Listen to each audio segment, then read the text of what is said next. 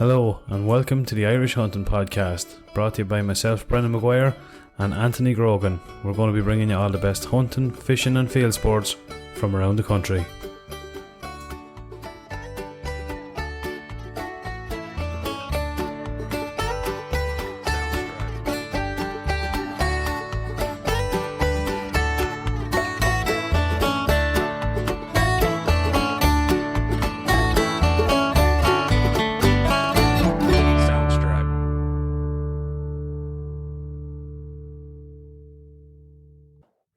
Welcome back to episode 20 of the Irish Hunting Podcast. On this week's episode, we'll be bringing you our interview with Andy Fox from Andy Fox Taxidermy. We'll also be discussing our latest addition to the IHP vehicle fleet, I suppose. And this week's whiskey of choice is the delicious Tokonoku, famous Japanese whiskey. Hope you all enjoy. Anthony Grogan, how are you keeping, lad? Bernie Maguire, what's happening, buddy? Oh, sure, heaps, man. What's been going on with you? I'm a little bit better than I was last week, anyway. Yeah. You're looking a bit better now, in fairness, yeah. Yeah. I think the bit of a walk the other night now does a bit of power good. Yeah. So we feeling a good bit better. A little bit of physio. The Belfadula is working wonders there. So still not great power in the left paw, but I gave it a good smack. I was cutting sticks yesterday, good smack in the toe, and as numb as it was, I still felt that, mind you. Well, that's progress. I think it is, yeah. I see that as a positive. Yeah, definitely. So I can most definitely feel my finger now. Yeah. What's happened with you? All kind of quiet, I suppose. Look, it's like, I'm saying all quiet. There's that much stuff going on, it's hard to remember half it, isn't it? I know, yeah. I'm just, as we're talking here, I'm thinking, oh yeah, we did go fox shooting this week. We did actually, yeah. We fucking did, didn't we? We didn't have any luck at all. Did we even see one? Well, some of us did. Oh, you did, yeah, you did, yeah. Honest to fuck, yeah, you did. You're bad luck, Bernie, going out with you. No, we did. We went out. Look, we'll talk about this fine juice first, anyway. Yeah, 100%. Yeah. We're getting ahead of ourselves. Talk to me. Okay, yeah. So, Japanese whiskey. I love Japanese whiskey. Yeah. I find it very fucking smooth. Yeah. My darling wife bought me this for Christmas, I think, going back about 2 years ago. Okay. So it's lasted. We're lucky enough to get the last of it here. Yeah, it's lasted you well, man. Yeah. Considering so. Good gear. It is really smooth and a fine finish. Yeah. That taste lasts for a while in a positive way. It's famous for, I think, the clearest, most purest water in the world, isn't that right? As far as I know, yeah. Yeah, used to drink some of it in Japan, or in in Australia. And I think it reminds me, I was thinking about this last night because I had a little sample of this. I was thinking about what I was going to bring. So, yeah, that's a good excuse. Yeah, we'll go with that anyway. So yeah, it reminds. It's just, I don't know. There's Japanese culture has they don't do anything by halves. Mm-hmm. It's perfection and absolutely, yeah. Mm-hmm. And I think the whiskey's the same. It's it's very, very cultured, very smooth. You know what I mean? Yeah. Engineered. Absolutely. Yeah, definitely. Yeah. So, yeah, beautiful. And I will be getting more. I'm going to have to reach out somewhere to get some different samples of different whiskies for the podcast. I think we're a bit kind of restricted this side of the hemisphere, aren't we? With with stuff. I was in Japan twice, and the beers over there were absolutely incredible.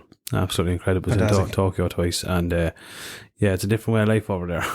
I'd love to go over there. Yeah. I was over there at work now, but that's when I was living in Australia. But a different way of life. But definitely the beers, man, were absolutely incredible.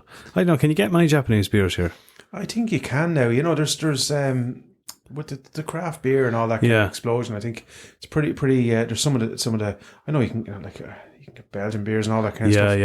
Yeah. But I'd be pretty sure I need a good beer shop. So look, we'll try and reach out to a couple anyway. Yeah, 100%. Have you ever tasted Asahi? I have. Yeah, it's good, isn't it? Lovely. I like it now. It is. It's nice. It is lovely when it's nice and cold.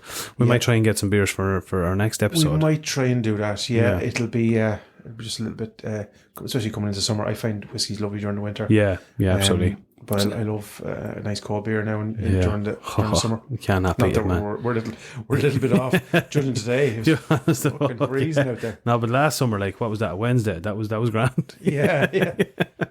maybe next July or August we might get something. Honest what's been happening with you? What has been going on? Well, I've been out doing a bit of foxing. Caught a couple. When did I get that? That was last. I've literally been out nearly every night. If I'm not doing a podcast, I think I'm on the verge of getting a divorce. Well, I met you coming in the gate with the rifle, man, just as we're coming in to do the podcast. So every 20 minutes counts. Honest to God, if I get a minute at all, man, the rifle is on the shoulder and I'm gone. So it was mad. Goes to show you, it was out one night. First night when I think maybe it was last Thursday, for instance, and I got 2 and saw, man, I think I saw 10, 12, maybe more. And people would say, well, geez, and you only got 2, but it was just one of those nights. It didn't all just wouldn't all come together, you know. And I only had the 1.7 with me, and yeah, if I had the 2.43, look, you could just say, on that, Brenny. What are you leaning towards now for foxing? Preferential.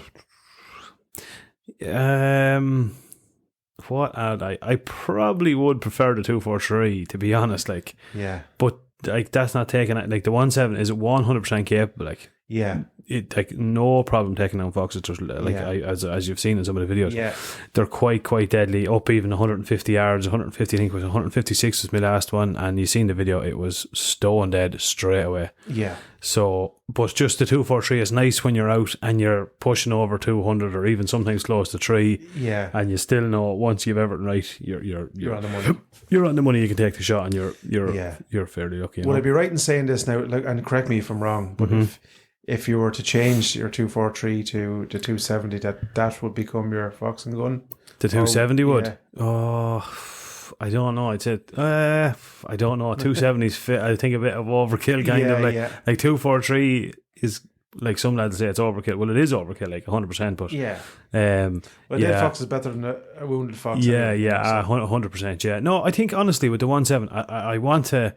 Yeah, my ATN, man, I need to fucking reset it. There's a couple of things that's not adding up. Yeah. I put it that way. Like I've seen, there's a video on YouTube, anyone that's will see it, you know, a chest shot, 156 yards, bang, stone dead. Go out the next night, same thing. I could post the videos. You can see clearly, pull the trigger, and fox runs a mile. Yeah. So something's just not, I'm just not. Yeah, it's not dialed in. Not dialed in enough. I think when I get a few bob, I will be talking to Pulsar. Good man. Yeah. I think that'll be the next bet. So but 1.7, cannot wait to get out and get some rabbits.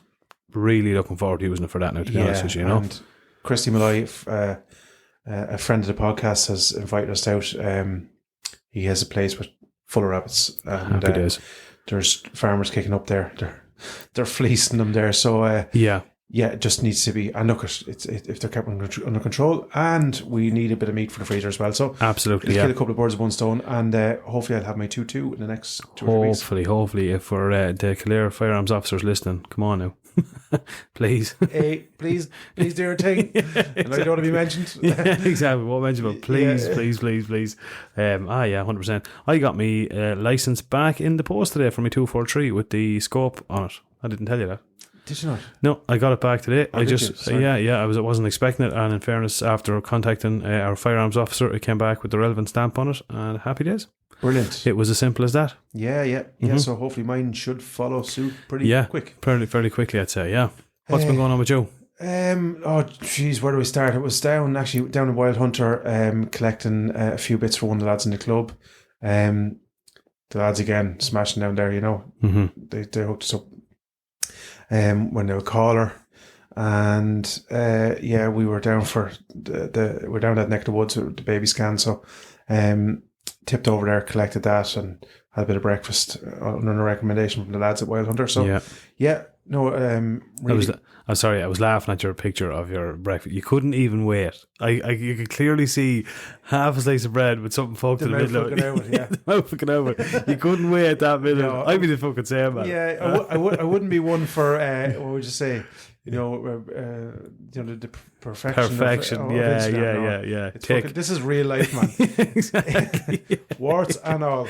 Yeah. So, and anyway, how can you recommend a breakfast before you even fucking eat it? So I love this shit. Yeah, honest to God, yeah. Just think about that. How many times you see like a fucking meal put up in front? A beautiful meal prepared by and you're looking at it and it's a full plate. How do you know it's a beautiful meal? Yeah, exactly. Yeah, exactly. The chef could have had a bad day. Yeah, you know what I mean? yeah. You'll see hashtag gifted or fucking something exactly, like that. Sponsored post. No, I paid for me fucking breakfast. Yeah, and it was a good breakfast. It was a good breakfast. That's fucking all you want, man. That is all you want. Fried potatoes, mushrooms. Was there fried potatoes? Was there? Yeah. Fuck, you can't beat that, man. No, there you go. I was down in Ballina last week and I went in for a breakfast, and I haven't seen this in years. A plate of chips with the breakfast. Oh, did you get that in Enfield? Yeah. No, you wouldn't. You do so street side. No, the ultimate breakfast. You get do chips, you? Yeah. Oh fuck! I didn't think I've been in street side a few times. You can never get into street side, man. It's packed the whole time. It is packed, but a good spot. Yeah. And Gregory's actually, I think, give you a few chips as well, if I'm not mistaken. Do they? Yeah. I could be wrong now. Gregory's. Never been in there yet either. Yeah. Oh. So there you go. I don't go to Enfield. There's a rough crowd in Enfield anyway. That's another story. Enough from there, so I don't mind. What was I going to say? Yeah, then what else did I do? Oh, Gun Club news, I suppose. Where are we at? Shane O'Neill, special shout out. As you know, the Banties, and we're doing Banties to hatch out a few eggs, pheasant eggs. We're getting the hens at the end of February. Shane is hooking me up there. He's kindly said that he's going to give us different variants in the pheasant eggs. So we'll have Melanistics and Scotch and so on. So that's, can't wait for that. And then obviously our hens are going to be laying themselves. We've kept a couple of cocks back, and then the Banties. I texted him yesterday. And if anyone wants to know anything about hens or breeding or fishing. He's a bit of a sore spot now for fishing. Don't fucking mention the fishing. I know, in fairness, he's a fucking white man. He's a world of knowledge. Unbelievable, yeah. And like this will tell you, right? So I texted him yesterday, and I said to him, look, need a few Banties. Where's the best spot to get the best Banties? So I think Golden Tops is the ones he normally uses. They're great hatchers, and they do. And he said, leave it with me. 10 minutes later, back. He said, I know a man, Daniel Eden, who I actually bought my IR mount off. Okay.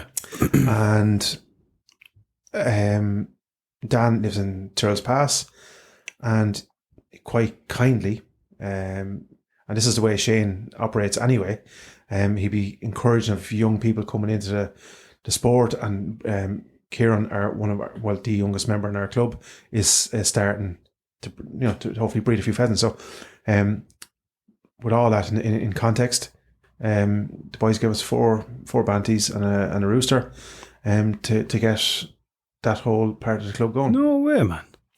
So yeah, brilliant. Just fucking brilliant. I couldn't speak highly enough of both of them, you know. Yeah, 100%. And Daniel even is coming up on Saturday morning. I'm away for the weekend. And he's meeting Kieran in Enfield with it. You know what I mean? What a legend. Do you know what I mean? Yeah, honest to God, but yeah. That's, I have to say, for all the bad publicity our sport gets, you know what I mean? And there's plenty of fucker people out there that want to knock it. Yeah. The amount of good people, and we've been inundated with people here in the podcast. Man, honest to God, 100%. We're going to talk more about something we received in the post this week, but I couldn't agree more with you. Definitely, you're hitting the nail on the head. It's just like when I think, especially when there's challenges or people, because I've heard these stories where say pheasants have got fleeced or haven't gone well, and people in this community rally around. You know what I'm saying? 100%. Yeah, definitely. It's brilliant. I know Shane was running a bit of a raffle there for a guy that got into a bit of trouble there, or you know what I mean, with a house fire or something like that. Yeah. Do you know what I'm saying? Brilliant. Like 100%.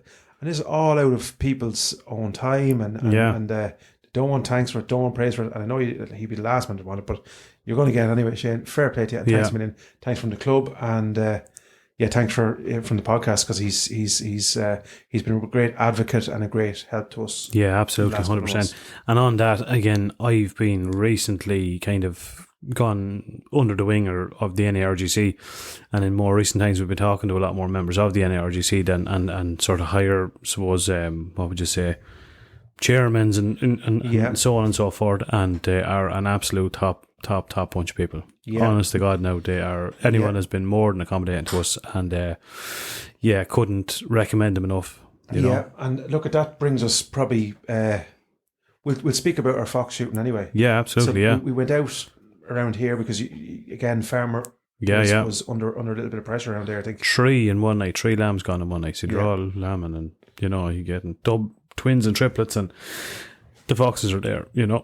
On top of that, I seen an article actually today it was yesterday. It was I think it was in one of the papers, but it was on Facebook. Basically, obviously, especially this time of year with lambing, you always go down on their back and they can't get over. Yes. So they go back on the 4 legs facing the sky, as I say. And it was just to inform people because the usual thing is people start to try and ring around and try and get the farm or whatever, and all that yo needs is somebody just to give it a hoosh, because roll it back onto its side. Yeah. And again, this time of year, they've heavy coats and that, and they'd be cutting hedges. I told you I cut one out of the hedge on the way here one of the days. A couple of weeks back. So like, just people. If there's a perfect example, if that yo goes down on its back, fox has a field day there. Oh yeah, 100%. Yeah, the lamb's eaten alive, or the yo is eaten alive. So so that's the importance, I suppose. And anyone we're talking to, I was talking to an elder member of my gun club today, and Noel, and he was saying Noel is pushing 70 now, and he said he has never seen foxes so plentiful. No, it's unbelievable, man. It's absolutely unbelievable. And see, even across the water there, do you see that? Read that story today, where I think it was a Field Sports Britain were kind of bringing a story where they're going to start, I don't want to say compensating people that are out shooting foxes. Stay with us. We'll be right back. Welcome to Untethered and Wanderwise, where adventure has no age limit. We're your co-host, Heidi Brandis and Nikki Mahundro, and we're here to inspire and celebrate women over 45 who are embracing their independence and want to explore the world on their own terms. Yeah. Do you know what I mean? So that'll tell you. Yeah, what's going on over there. Two things are going on there. You have the whole town fox situation, which is where people are feeding them and seeing them as, pets. Yeah, because they're not... And I can understand it. If you're in a town, you don't get to see a whole lot of country life or animal life and stuff like that. So when an animal does come into the town, it is, I presume, a little bit of a, you know what I mean? Oh, 100%. It's thing. Nice to see. Yeah. If you're so like, but the knock-on effect of that, unfortunately, is they're well fed, well populated, and there's streams of them coming back down into the rural populations, and then on top of that, the rural populations were not on top of it either. Absolutely, yeah. So absolutely, yeah. The numbers are out there. Yeah. So look, we've seen what did we see the other night? 3, 4? 4, I think, was it about 4? Yeah. Yeah. The first one, just literally, I had been brand new sniper hog light, and we came out your back door. Yeah. And I said, Ash, we'll test this thing. And I went right down to the bottom of the field. Great light, by the way. Yeah, savage. Unbelievable. It's like, man, it's like Crow Park on your forehead. Like, it's unbelievable. I'll be doing a little video of that tomorrow anyway, just a little bit of review after using it and all that kind of stuff. Pros, cons, all that kind of thing. Yeah. But yeah, literally, out the back door. I didn't even see him. And I said to you, you see that? You said, yeah. Like that. I thought you were talking about the actual torch, yeah. And I said, no, why is ready? Where? I'm set up. Yeah. Now he's a fair distance, and he was moving along the. He was moving along, yeah. But he was one of those fucking things where I had him on the crosshairs, like, I wouldn't pull if I didn't. To be honest with you, I wouldn't. There's no point. I wouldn't. I'd rather even do it or fucking not do it. Yeah. Like. And he was just one of those ones. He was in the crosshairs, pulled and expecting him to drop, and he kept going. So that was annoying, And then we went on to the next field, and I had set up for a shot. And I was getting glare back on my IR on a little bit of branch moved. You let me move 2 or 3 times, generously.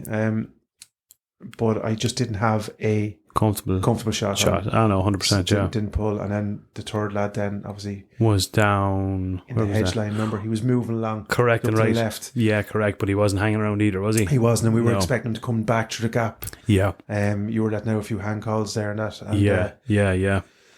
I was set up on the gap. And thinking this lad's going to come through the little gap there, and no, he headed towards the wood. The wood, yeah. It's mad. I just thought some with the colder weather, they're pairing up, but they have been pairing up for a couple of weeks. I thought to be really well and truly on the hunt now, but I don't think they are yet. Not yet. I don't think they are yet now, to be honest. No. Yeah, so that was that. And then, so we kind of wrapped it up because we were only going a light hunt because of my shoulder and stuff. Mm-hmm. And I packed up the Jeep and tipped off home. Yeah. And I was just pulling into the house at home, and I noticed that herself must have been asleep. So I said, "Oh, Jesus, great." Sure, what's another hour? What's another at this stage? 20 minutes, friend. Yeah, exactly. Yeah. So I drove down, and this will tell you how plentiful they are. Yeah. Drove down to the bottom of the lane, the gate that's right at the end of my lane. On the bend? The one on the bend. Oh, yeah.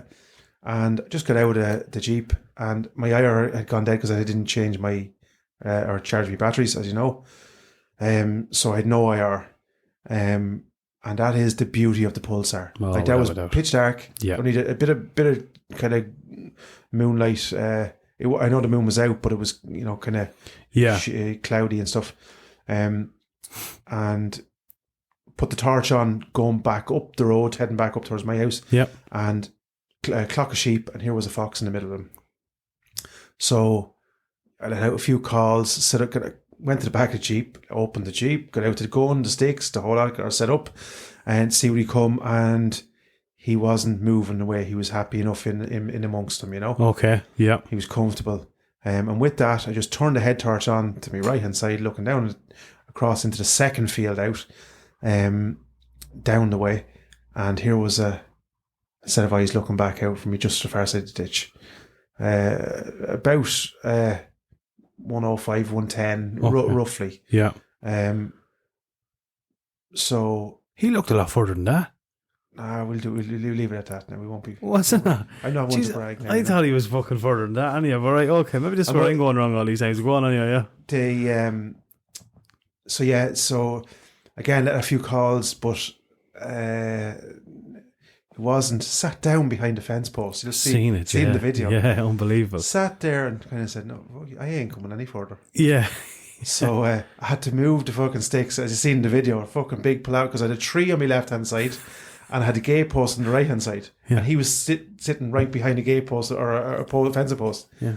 And so he was sitting down, paws out in front of her it turned out. Yes. And so I only had from basically the snout back down to the two front legs to get at. And in fairness, given, and I'm not blowing my own trumpet, but it wasn't a great quality light. No. No, definitely so, not. Yeah, clipped her. She ran for a little bit, and that was it. Lights out. Lights out. Yeah. Happy days. Yeah, it was a fair shot. Now, in fairness to you, it was a nice shot. Like it was one of the more kind of unusual ones. But yeah, and it's given that you had very little room for her. Yeah, honestly. So I probably overcompensated, shot a little bit under, if I'm being honest. That's one thing, and I do want to touch on it with the ATN versus Pulsar.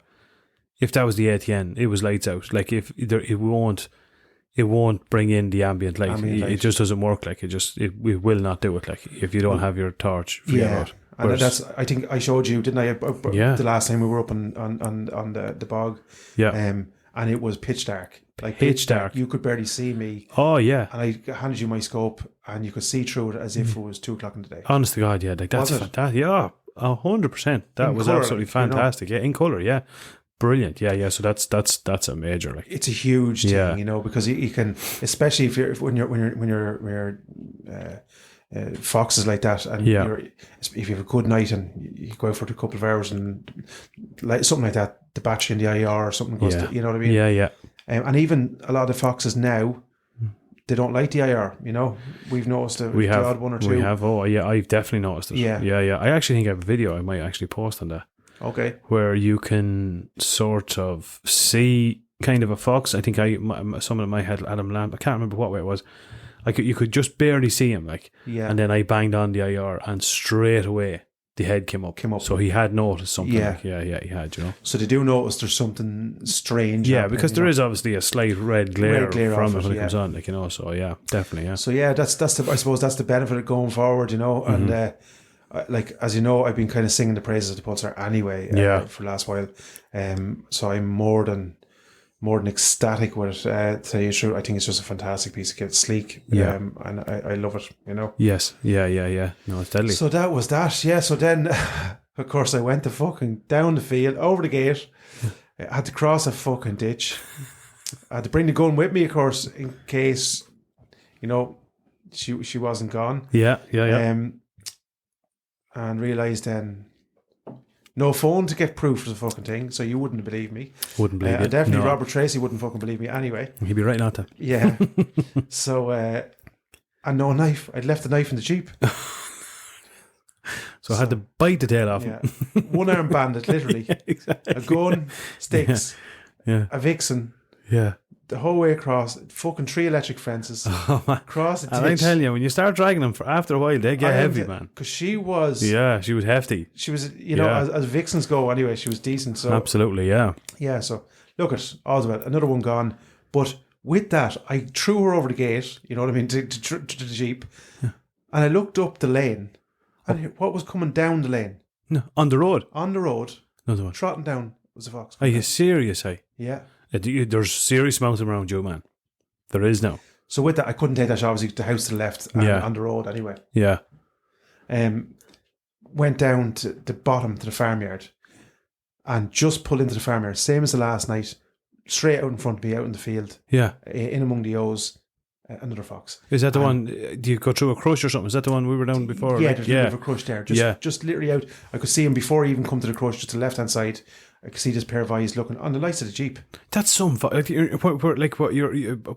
describing here is you're not far down that road. Like you're only 300, 400 yards. Yeah. Honest to God, yeah. So what you saying? 1, 2, 3, 4 within. Yeah, that's unreal. Some mountain within half a kilometre. Yeah, easy, yeah. And on a road, like you weren't out traipsing through. I didn't go because, as you know, I couldn't do much.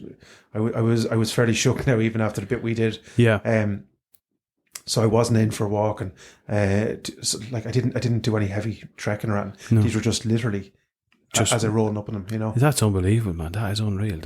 They're out there. There's serious amounts of them out there, like serious. But look, we're going to get on top of them, I think, next week anyway. Yeah, absolutely, 100%, yeah. Now, talk about first things first. Mm-hmm. This, or second things second, whichever way you want to call it. Yeah.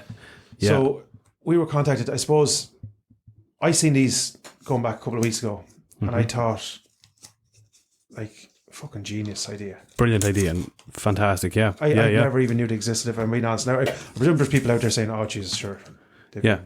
But definitely not what we've produced. Not what we've produced. So yeah. So Ollie O'Regan, right? Or Oliver O'Regan. He's an ex-army man. Mm-hmm. He went into leather making. Did a course and became, as we can tell, like a master of his craft. Yeah. And I'm just smelling them here, like it's real leather, man, and it's just fantastic. Yeah, so absolutely. I contacted him actually just to see could I get one for the 6.5 and one for yourself, because we've had even the other night we were out to the 1.7, and of course you bring a handful of fucking rounds with you, just in case. You know? And the jingling of the fucking things, no matter what we do with them. So these are a great little idea. Like they're all individually. You can like your to watch your rounds come in the box. And it clips onto your belt. Your belt goes through it. Easy to open, easy to get your round out on your belt. No foostering for nothing. No. And they look absolutely incredible, and the quality is absolutely unbelievable. The smell of the real leather, man, is just... Man. So if anyone... Now, Ollie does a range of, like... I had a quick chat with him actually the other morning, because he was getting addresses and stuff like that, you know, and he said he was going to send us down a few other bits and pieces just to have a look at and so on, which he kindly did. So... For anyone wanting, I think he was purses and handbags and gift ideas, man. That's unreal. Just, sheets and stuff like that. Yeah, but like he's I don't know. I'm as you can see, I'm just sitting here smelling this fucking thing. But he sent us down this and some other little gifts. If you want to have a chat about that, 100%. Yeah, so your favourite item in the pack. Honest to God, I'm trying to look at you. You're after Rob, did you fucker? Did you? Where is it? I gave you one. Did you? Yeah. Where's it gone? My pocket. Yeah. God, yeah. Here, you can have mine. It's on the key ring. So we've got, he makes these key rings. Like, they're just the detail that's in them is absolutely incredible. So it's just small keychain, like a silver or chrome clasp over the top of it. Classy clasp. Absolutely brilliant. So unbelievable stitching on it. We've got an Eli 12 gauge shotgun cartridge, the brass top off it, embedded in it, and he's kindly put the IHP logo on the front of it. Like, it's just... That's deadly. Like, honestly, isn't it now? That is absolutely brilliant. It's a welcome addition to my, because I have a brand new key, as you know. Yeah. Oh, yeah. And that key, I just think that is a classy little piece of kit. Absolutely deadly. Yeah, 100%. We're going to put a few photos up, but anyway. And we're going to put the link up for him. Yeah, that's deadly, isn't it? What a cool present. Deadly, isn't it? For a hunting man. Like, I definitely must go on now. And I have to say, because I was kind of away at work and stuff. Oh, there's me keyring there. I want to go on to his. Has he a website or a Facebook page? So yeah, he has a Facebook page, an Instagram page. Okay. It's Seefin_letter. Seefin, SEEFIN _letter. And we'll throw up his details anyway. But you can find him on that. Oliver Road, it's handcrafted leather. Now, if you were a member of a gun club, wouldn't it be deadly to get everyone one of these keyrings? I think it's brilliant. With your gun club. Sure, man, that's absolutely deadly. I think that is class. Ollie, you're an absolute gentleman. Thanks a million. Thanks a million. And he wrote us a little note as well, which we're going to hang up in the studio. Yep. Fantastic. Yeah, brilliant. Brilliant. Ollie, you're an absolute star. Thanks a million, man. Thanks really appreciate that. We'll stick up a few pictures of the gear. Yeah, absolutely. After the show. Absolutely, 100%. I suppose we better bring our interview from... Just before we do that, Brenny, yes. I've one other man I want to give a quick shout out to. Okay. And that's Dermot McEnroe. So Dermot is from Clonleam Woodcrafts, and he's showed me some of the woodcraft he's doing there, and he's sent us a few bits and pieces from Clonleam Woodcrafts. Locally produced, sourced timber. Yeah. Fantastic. And I know we're giving a lot of shouts, but these are like Irish homegrown industries, and like for present ideas, like for like Valentine's coming up. I have no interest in a fucking box of roses. So Aaron, if you're listening, no. Don't want roses. No, don't buy me any more red underwear. Not exactly. Yeah, high heels, I that type of stuff. I have a fucking wardrobe full of them. Stuck in the ball. The foxes hear me clicking down the road. Not worth a shy. So and again, if anyone wants to go on, you'll find Dermot on Facebook there as well, on Clonleam Woodcrafts, and like how he does it is I'd love to know how he does it. Yeah, like the one that really and it caught your eye as well was the father and son out hunting on the. Brilliant.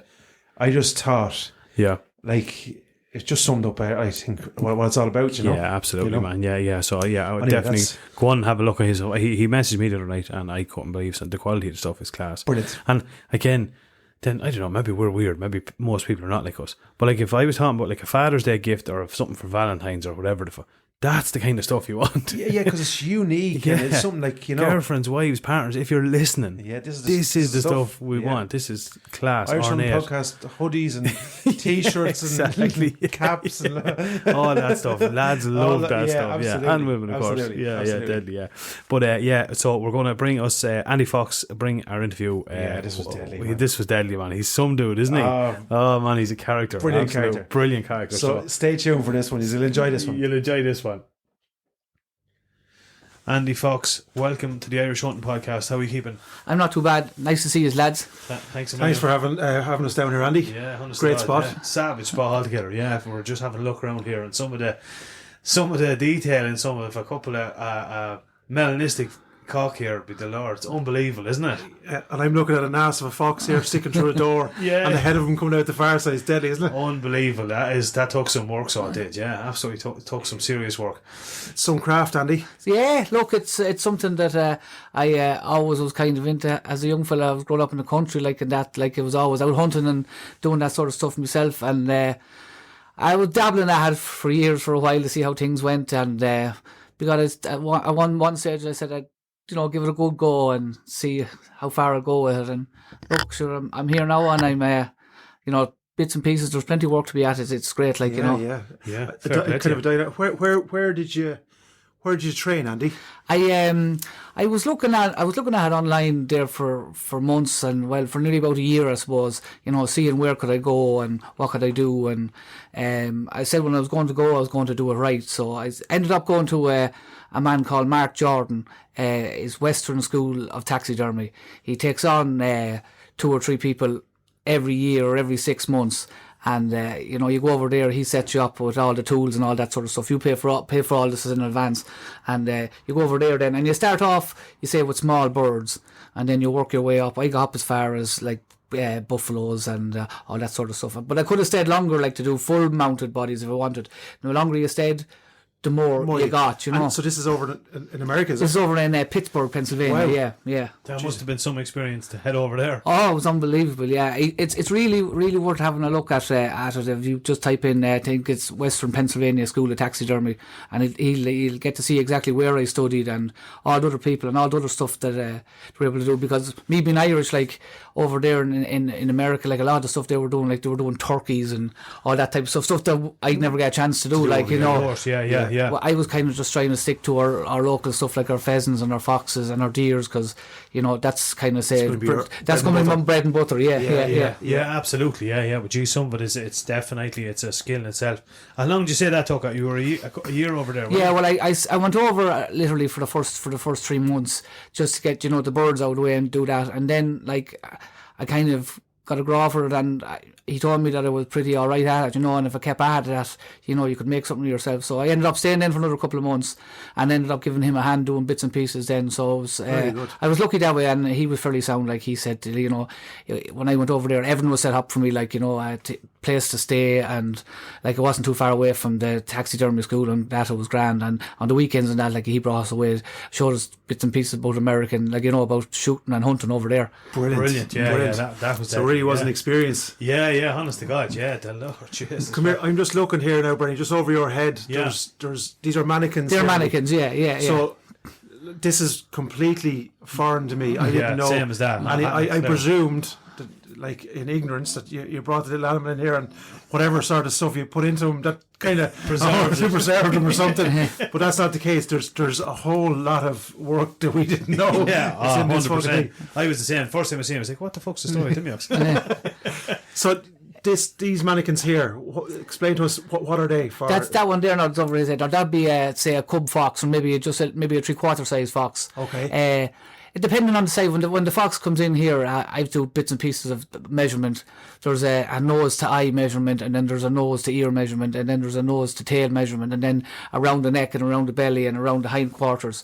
And then I'll just go through the taxidermy books here that I have here. There's 10 or 15 of them here from all different taxidermy suppliers. And then you just say to the person, what way would you like to have it done? And then we'll skip through the book then, and I get one that had measure up 90%. Some of them won't get them 100%, but you get them in around 90% or 80%. You'd have to, dicky it up a bit. Maybe the fox would be a little bit skinnier or a little bit wider or you had a bigger head or a smaller head, and you get to it'll take a day to get your mannequin set up ready for covering. Like, and obviously there's different postures and positions then for all different. You get all different poses. Like if you say for instance a standing fox. Just standing on normal 4 legs, just looking forward, like that'll be your bog standard one. But they're not overly expensive. But then like it's like buying a car. You can get a mannequin there with jumping up in the air, mouth open, and all that extras on it. Like, and that's when the the cost really goes up for you. It all depends on what sort of a pose or a mount that you want. Yeah, 100%. So I suppose, talk us through it. Say, as I said, I give you an example. I'm out tonight. I get myself a real dark coloured fox, or there's something significant about the fox that I go, something. I want to get that. I'm going to send that down to a taxidermist. What should I do first? What's kind of the first thing to do is just, I suppose, just.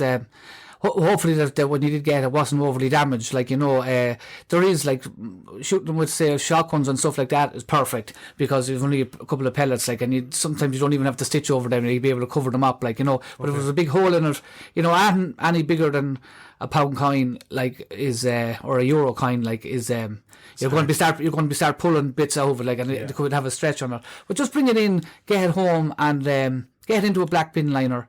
and roll a hop airtight and pop it into the freezer.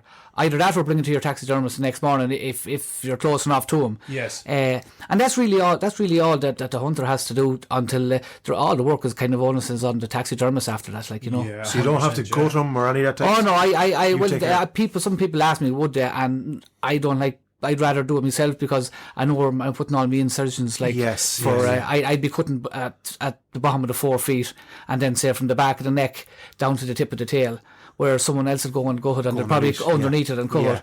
And when you're showing off your fox, like, you want to be able to. Most of them get them with their breasts showing off. You don't want a big stitch mark up the middle of it so people can see it. Like, you know. Yeah, 100%. Yeah. Very good. So that's basically. See, like, I think we spoke about this before.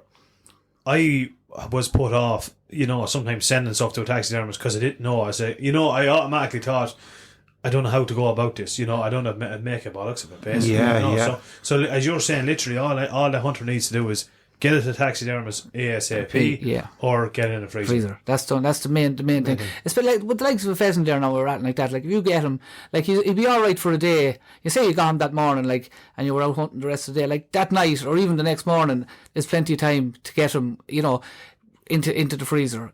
Because if you don't, you see, what happens is rigor mortis sets in as normal and most things that pass away, and then like.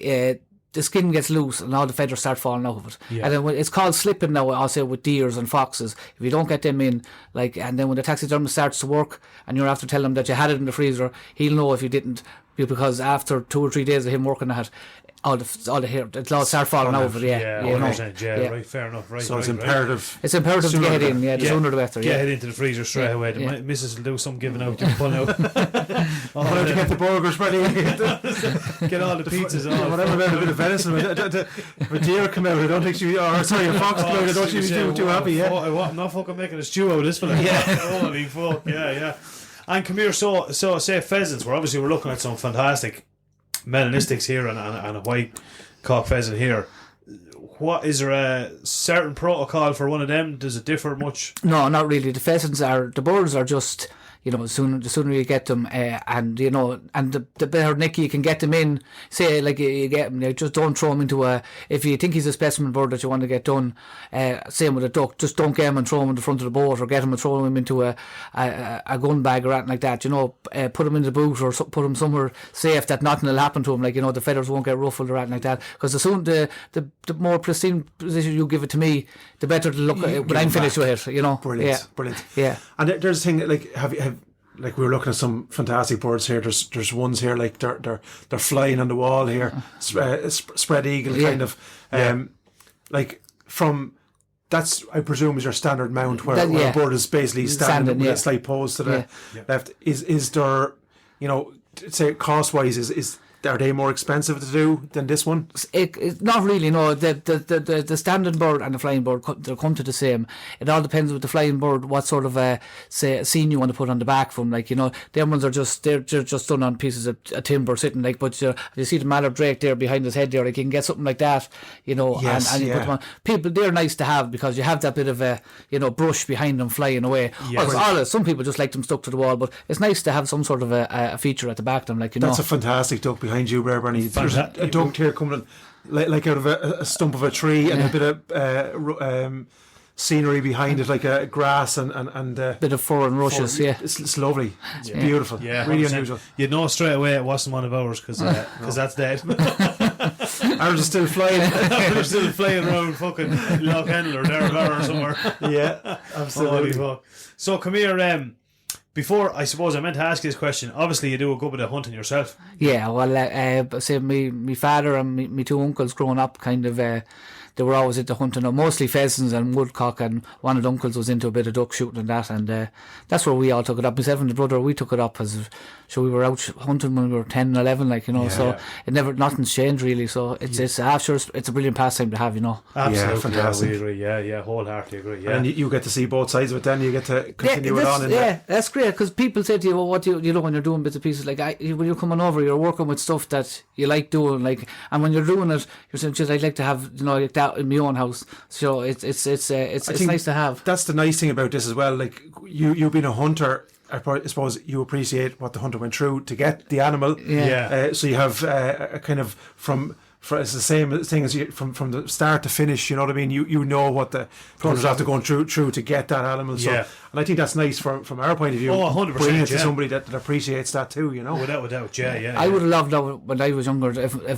When my first pheasant that I shot, that I got done. So it's grand when you see young lads coming in with their parents or their grandparents, and they're after shooting their first cock, and it might be the most dramatic pheasant or duck but it's something that they're always going to remember. It's a kind of a hand me down. Then like they can hand me it down to that was the first pheasant I shot. Absolutely. We were just talking about this. I mean, like the it doesn't necessarily be like you shot a stag this year and with Cooper. I'm sure that's you know what I mean. That's something that's going to resonate. You'll always we have known. You know what I mean. That would have been most definitely 100%. And it's interesting you said that, because I'm kicking myself now that I hadn't met you a couple of, because that was one. Even though there was nothing, it was spectacular about the stag. It was an 8-pinter, Sika, but which they are in abundance. Like, in fairness, but just because that one was.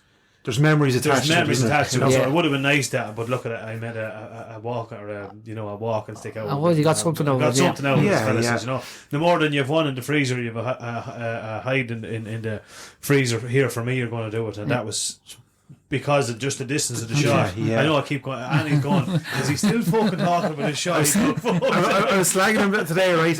One of his mates, or mates of the podcast actually from Australia, was meshing, and Bernie was slagging him, and I just I came into my head. We call him the Banshee. Everyone hears about the shots, but nobody sees them. Yeah, that's true. But gets him on his own. He's in there. He'll be in front of the fire now next week, and we never hear the fucking end of it. There's a fucking whatever you do, don't stitch it up. That's another thing. Like, he used to because like that. I didn't know somebody. I thought that this was almost a dying trade, where and definitely not so close to us. And it's probably just through the podcast and the listeners that put us in contact with you. But the hides, like we said this, the amount of hides that I've had to discard, and kind of myself and my mate Rob went at one to try and tan one ourselves. Didn't turn out great. A lot of work. When they say it didn't turn out great, anyway, it didn't turn out. Rob put it in the wash machine. Oh Jesus! Yeah. Oh no, it's a kind of it's kind of an art in the end of it, like because especially with the likes of the hides, because like when you get a hide, like. When it comes in here, like I'd salt it straight away, like and then I take as much of the flesh off it as I could. But then like it has to go into you have to make a solution for it, like and that's a mixture of acid and salt and stuff. And then you have to bring the pH levels from 5 down to 0, and then back up again. And then you have to take it back out then, and that's after loosening all the skin for you. So that's when you can kind of do the shaving process where you take off the rest of the axis of the skin, like and it's then after that, then it's either going to be mounted or used as a rug, like Yeah. So what you're saying, Andy, basically is myself and Rob with the power washer. That wasn't the way to go. That wasn't going to work. No, Tracy, I told you this, man. I told you we weren't on the right road. You still fucking pair of eagles with a power washer. 2 hours, yeah. But anyway, we skipped that one. In terms then of Andy, just like. Do you mind giving us kind of rough price? We're not going to. Well, it's like everything else. It's like buying a car. Like So entry level. Yeah, you can start off with your bog standard, say mount there for a pheasant, like in around just standing there like that. I'll flip it up between depending on. When it comes into the shop, like if the legs were shot, like and they were broken, that's extra work because you have to put pins down through the legs to straighten them out. If the wings were broken, you have to put pins down through them. But if he came in pristine condition, like just say he was one that was just maybe someone got him, he flew into the side of a window or something, broke his neck, like that, like and between 150 to 170 euros, which doesn't break the bank. Like, geez, that's very good. Yeah, I'm surprised now. Absolutely, definitely for the amount of work that goes into. Yeah, 100%. And then you have something that lasts a lifetime. I will see when I saying that when I started doing it, when I wanted to get stuff done, I was getting quotes colossal money, and I was just saying to myself then when I started, I said, would I pay that to get that done, like, you know. And then, like, if I charge you, you know, say in around the €200 mark, you say, just that's grand, you know, if I got another one, I get it done again. Instead of going down the road and saying, look, I have you over Barnout, sure, look, I'll charge you $5. Like, you're never going to come back to me, look, you know, exactly. You know, and then like, you're not going to promote my business, you know, and people come to your house, just I got that pheasant done off that young fox fella below, and just, you know, you're fairly reasonable, and you know, that's when I get the work from, like, you know. 100%, and that probably stems back, Andy, as well, what we said originally. You're a hunter as well, so you can kind of, you're looking at both sides of the fence, you know what I'm saying. You're looking at your business, obviously, when you have to make a living, but you appreciate then hunters, you know, like, this is, you know, it's a labour of love and that kind of thing, and there's memories attached to the animal or the bird. And like, I'm looking at these there, and most definitely next year, if the pheasant can fly into where I'm shooting, if I can find a blind deaf pheasant somewhere. You don't mind them coming down the net, Andy, no? No, at all. Exactly. But you know, they're fantastic. Like, that is, I'd love one of them in my sunroom now. Absolutely, truly, love 100%, it, definitely. Yeah, that's what I was saying. I said, if no one else comes to you between myself and Anthony, you'll be busy enough. Honest to fuck, Kabir, what have you a favourite? Like, if of all the species that comes into you, have you a favourite? I suppose I'd kind of, I vary towards the pheasants, the ducks, and the foxes, I suppose, because that's mostly what I do be when I'm hunting. That's mostly what I do be after now. Woodcock as well, like, but definitely the pheasant now, and like getting a nice golden eye now, or something like that, or a Loughree, like, or something like that, or like, you know, some of the foreign ducks that come in, like, you can get the rednecks or the black and whites and stuff like that. It's grand to get something like that. That'd be near enough now. Mostly what I'd like, when you got up in the morning, you'd be kind of itching yourself maybe to do it, like, compared to other stuff, you'd say, well, it's a day's work, like, you know. 100%. And compared to me, in terms of scenes there, I'm just after, when you're saying there, say, like the likes of a woodcock, you know, have you ever got to do it, like, say, mounts where there's 2 or 3 birds in the one mount? Or? Yeah, I've done a couple of lovely ones here with say a fox jumping up the bark of a tree, and say a pheasant sitting up at the top of it, flying away, or stuff like that. That's cool. But there's like, if someone wanted something done and we're on the internet or anything like that, like, all I'd have to do is either just take a picture of it or send me it on, like, and like, I'd be able to do it as reconstruction, that type of thing, brilliant. Jesus Christ, brilliant. No, some of it's not, and then as well, obviously, it's like, I know you showed me a kind of a brochure here, a magazine. There's any amount of options out there, in fairness, isn't there? There's I'm seeing new options every day, and I'm at a couple of years now, like, and people who come in with an outrageous thing, but like, it doesn't really make much difference to the taxidermist, because it's the bird I'm looking after, and like, it's with the scene then is where it comes in what the people really want. Like, you know, So you're bringing their vision to life, essentially. Well. Yeah, absolutely, You asked a very good question. We were just chatting here beforehand, Brenny, in terms of the deer. You were asking about the deer before we started, so yes, yeah. So again, if I was obviously myself and Anthony, we hunt a bit of deer. I'm out in the field. I've you know, it's first week of the season, and I get the stag of all stags, and I'm like, I said to myself, right, this is the one. I 100%. If I shoot 100 more, this is the one I want to get mounted.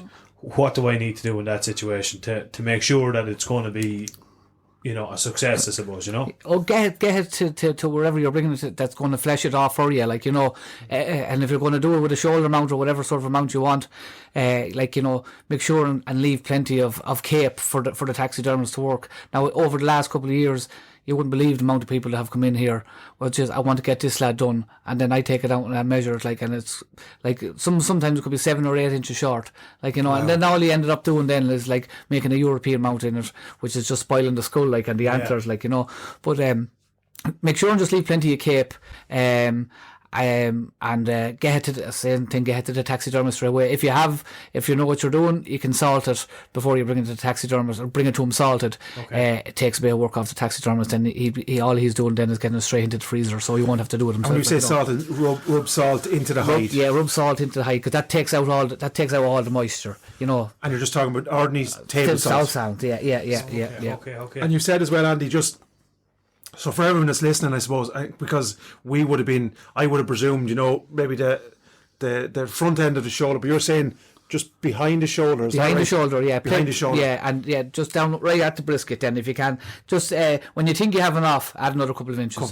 Just to be on the safe side, like, you know. As you say, it's easier, better looking at it than looking for Yeah, it. because I know lads have come here and like I have brought the butchers, and even the butchers have left them short on you, like, you know. The more that's in it, the better, because it just gives you more play, and, you know, there's no point looking at it and looking for it, you know what I mean? You know, you're better off with it. And just that from say we're after, because normally, you know, if you're deheading it, you know, you cut behind the atlas bone and give her a twist, right? Obviously we can't do that when you're mounting, so you're going around the brisket essentially, as you said, you know, the just behind the two front shoulders, or a little bit along with it, and then the incision to come up to the head.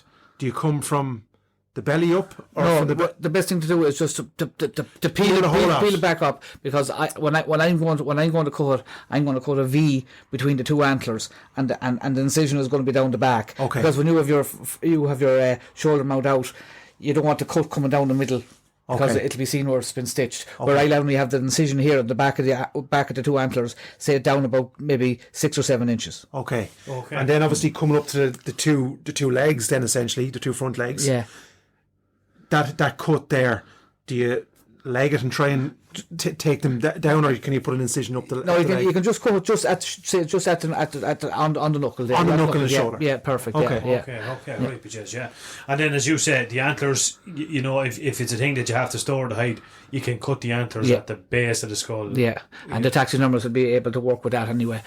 Most of them to come anyway, like, you know, they come to me that day, and I'd take into it skinning it that day. So I'd have all I'd have is just the hide, and I'd have the antlers and the head taken away, and I'd have that hanging elsewhere, and I'd have the rest of it in the freezer, like, you know. Okay. So it's handy enough that way, you know, because it's nice for the taxidermist to have a bit of the head, so like when he's mounting it, that he's be able to, because there's an incision on the back of the mannequin for you to put in the antlers, like, so it's perfect. And a bit of the skull goes with that. It's perfect, you know. Okay, brilliant. And I want, again, a ballpark figure for a fella if he's after getting himself a big red stag, and he just wants a full mount. I know it varies obviously, but so to say a straightforward. The bog standard type of job, it costs in around and between say 550, 600, and that'll be ready, finished, hanging on the wall for you, like, you know. Yeah. Like I'm going to be honest with you, Jan, I'm not saying this now because you're here, and I did say this to you last night. I'm very surprised at how reasonable that price is. Absolutely, I would have easily thought twice that anyway. Yeah. Honestly, I would have. Well, you can go up to 3 or 4 times that, like, if needs be, like, because you can put it with a twist in its head and any amount of different ways. But that's just the bog standard one. Yeah. But like I said, I've seen the Strahan ones. You know, I suppose the standard ones, just on a nice wooden template, and at that, even looking at that, I always thought to myself, I'd say, you know, be definitely north of €1,000 for so like for €500-600, like, you have something there that's money can't buy it. You couldn't buy that, because I think when you're sitting at home in the rocking chair many years from now, and you're looking up at that, remember the day straight away, you're brought to the field or the fucking drag that you had pulling. Exactly, and the grandkids are there. Well, this lad ever 405 metres. Oh my God! by 80, it'll be fucking 500, right? 505. Oh, doing the handstand. Holy fuck! But yeah, that's gas. Like, in fairness, that's very reasonable. Yeah, absolutely. I suppose the have the most unusual request that you've got. Is there anyone's that kind of stand out? Anyone brought their husband and said, stuff that fucker. You do get the people come ringing now with pets like dogs and cats, and I have done them now. It's a thing. Look. I've done, but I'd rather stay away from it, to be honest with you. It's mostly the wildlife end of it that interests me. There is taxidermists in England and stuff like that just do animals and stuff like that, but it's just not my cup of tea, really. You know, yeah, absolutely, yeah. The plaques here, Andy, as well, that everything's mounted to. Do you supply them, or can people supply their own, or what way does that work? I say to people when they come in, like, if they had their own piece to bring it, because of a sentimental piece or something like that. Yes. Maybe they had one that was mounted before, belonging to their great grandfather or something, and they had a plaque, or that I tell them to bring that, and I put it onto it. But 90% of the time, I have all different types of plaques here. Anything from, say, up from a tenner up to whatever you want to pay again, for amount. So it's just really up to the person themselves what sort of a plaque to want. And again, going back to that duck over there, you can supply all the. Oh, perfect! That comes. If you said you wanted that done, when you come to pick it up, that's what you're picking up. Yeah, fantastic. Yeah. And again, that's that everything that's there lasts. Oh, it's guaranteed. Guaranteed. Yeah. So for people that can't see, like, as going back to the duck, it's a fantastic scene. So Andy will give you back that duck with the plaque, with the scene, the reeds and the rushes and stuff around it. Like, that's a piece of art. It is, absolutely, 100%, definitely, something that can be passed down for generations, 100%, Is there when it comes to deer, is there a particular one you enjoy more so, or like, does it? I don't really pass. You get a lot of fallows around this because it's around this area. Other than that, like, it doesn't make much of a difference. It's all the one. It's all the one. Okay, Biggest? Do you ever any like reds even or fallows that? There's a few hanging up out there now. I never got to measure now or anything like that, but people brought me them just to do the European mount with them, But I have done a few of them with the capes and all on them. I have actually 2 of them, but I don't keep them in here in the house. When I was in America, I got 2 whitetails myself, I got to do them for myself over there and bring them home. Deadly. So I have one in my house, and it's not allowed to leave because Mammy fell in love with it. And then when the sister got married, she robbed the other one, so that's gone too. The European mount, then, Andy, is there anything special that people need to do when bringing it in? No, just if it is when it is shot, and it probably it's not dead, like, and people go up and probably try and pop one into the head like that. Stay away from that. Stay away at that, because when the blood gets into the skull or the blood gets into the bones, you'd be boiling it to try and get it out, and you only end up softening the bone, and bits and pieces will fall off. Okay. So stay away from that. That's the only thing. Yeah. Okay. And standard rough price for the type of your Euro mount there? For a Euro mount now on a proper plaque that are out there, starting from 120 to 150 euros, finished, bleached, hanging on the wall for you. Ah, brilliant. Yeah. Now, and in saying that, you can get other plaques as well, but the plaques I have out there, I try and stick to the one plaque, so if people see one with the one, that's the plaque that Vox uses, so people know I did it, that's why I try and stick to it. And what wood is usually is that? There's walnut. I stick to the walnut colour because it's that little bit darker, and it comes off better with the white, when you bleach it, but you can use oak, and I have a few oak ones out there, but I like the walnut because it's a bit darker. 100%. And that, obviously, a small story here, just again going back to Rob, this would have saved him a whole pile of, so for 120 quid, basically he thought Laura was fast asleep one morning. He decided to bring in his Sika head into a pot in the middle of the kitchen. Start boiling. Of course, she came down early and seen 2 antlers sticking up out of her lovely cooking pot, and the smell obviously in the house now. And Rob hasn't been seen anywhere since. No.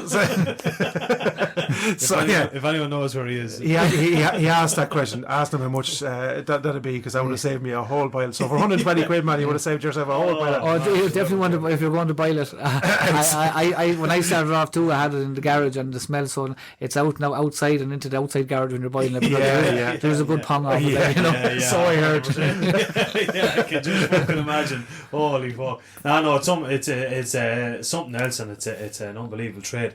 I suppose smallest. What is the smallest thing anyone's ever asked? I've done the odd thrush here that people got, and the odd goldfinch now and stuff like that, but that's about the smallest type of thing. Yeah, but as I said, it's mostly the hunting end of it that I really like to stick to. Yeah. I think you do a bit of fishing as well. Obviously, to put in context, we're killing 2 birds with one stone. We're doing the podcast here in Andy's, and Andy has quite fantastic, giving us a boat and trailer, which we're just after hooking up there. And Project X, we're going to...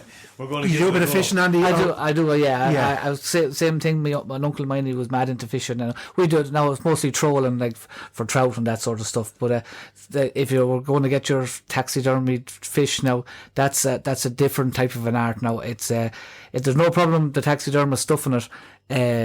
When that was one of the last things I done when I was in America was I stuffed a couple of the fish, but most of the work in it is paint work, like with airbrushes and all that sort of stuff. Okay. And it's a kind of it's an art in itself, really. Like, you know, it's and that's why fish are so expensive to get done. Like to get an artist to do it, you know, is it's crazy money. And when you take your fish out of the water, like especially it's not too bad now because people have phones and stuff. When they take the fish out and take a couple of snaps of it, but you know after half an hour the fish is going to turn, you know, it's going to go dark one side. But so it's very hard for the taxidermist to get it right unless you have, say, pictures taken of him when he was taken out of the water. But there is a taxidermist down the country that does it. I think he sends away most of his stuff to get painted. So, but there's no problem for the taxidermist to stuff it, no bother at all. But it's just getting someone to do the paintwork after. So would you do that the stuffing part? Or I have done, but I just seems that it's not my cup of tea. I will do it if things require and stuff like that. But it seems that I'd rather stick to the wildlife. Very good. I have to ask you this question. When you in your early days when you were learning, did you ever have a fuck up? Oh, you would, yeah. When I started out, when I was doing one, like I thought it was great, it was perfect, it was hanging on the wall, and then it was on the internet, and the internet only started coming out, and I was looking at ones that people were after doing, and sure, my yoke just looked like it was just splattered there, like he was after having maybe. And it didn't last too long because obviously I didn't know really what it was at, and I didn't cure the skin right because the feathers started falling out. But sure, that's all part of the trade, isn't it? Yeah, exactly. 100%. Yeah. What's the plan for any plans for the future now? Are you going to you're going to hope the fuck you're going to keep going on you? Yeah. Well, it's grand because it's kind of seasonal, you know, like because like this time of the year, well, say from September, October, November, December, that'd be the type of year when I'd be taking in stuff, like, you know, because kind of that's the hunting season, I suppose, for pheasants and ducks especially, and then like say April, May, June, July, that's the time of the year I really do get a good go at work-wise, because I do have a bit of a farm here that I have to be looking after as well, so it's seasonal and it's grand, like, you know, because you're not stuck, like if I'm kind of you know, blown over in the farm, I can say, oh, fuck it, tomorrow I'll go into the shop and do something different, you know. It keeps your head right, you know, it's grand. Absolutely, you're not stuck doing the one thing the whole time. 100%, without a doubt. And come here, there was something else I wanted to ask you as well. What was I going to ask you there? Yeah, so anyone that's looking to get in contact with you, you're on Facebook? On Facebook, yeah, Andrew Fox. There's my own personal account, and there's the Andrew Fox Taxidermist one as well. And then if you go to Google and you type in Andrew Fox, there's a link on that there, and you just can ring. There's a number on it, comes straight through to my phone. That's about it. I'm friends with an awful lot of the gun clubs and stuff anyway around the place, but this will be a massive help for me. Like, you know, people will be getting in contact with me. It'll be great. Yeah, well, it was gas. You know, when I put up a post because I was looking for someone to look after the hide, and your name come up a good few times. And then when I knew you were a mullingar, I said, sure, for the lodge. Brilliant. We'll stick up the links on the Instagram and Facebook to Andy's page, and we'll tag in the posts.